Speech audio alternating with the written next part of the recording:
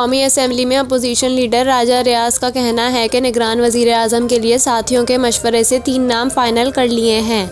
निगरान वज़ीर आज़म के तकद्दुर पर कौमी असम्बली में कायद हस्ब इख्तिलाफ राजा रियाज ने गुफ्तगू में कहा कि अभी तक वज़ीर आज़म शहबाज शरीफ से कोई मुशावरत नहीं हुई। साथियों के मशवरे से 3 नाम फाइनल कर लिए हैं। उन्होंने कहा कि निगरान वज़ीर आज़म की तकर्री पर आज वज़ीर आज़म से मुशावरत होगी, जिसमें अपने नाम पेश करेंगे। वाज़ेह रहे कि इससे कबल वज़ीर आज़म शहबाज शरीफ का कहना था कि निगरान वज़ीर आज़म का फ़ैसला इज्तिमाई मुशावरत से होगा। मुशावरत के बाद जो नाम सामने आएगा इस पर लीडर ऑफ अपोजिशन से बात करूँगा। शहबाज शरीफ ने कहा था कि निगरान वज़ीर आज़म के लिए अभी तक कोई नाम शॉर्ट लिस्ट नहीं हुआ। नवाज शरीफ से इस मामले पर मुशावरत हो रही है। हमारी कोशिश है कि निगरान वज़ीर आज़म ऐसा हो जो काबिल कबूल हो।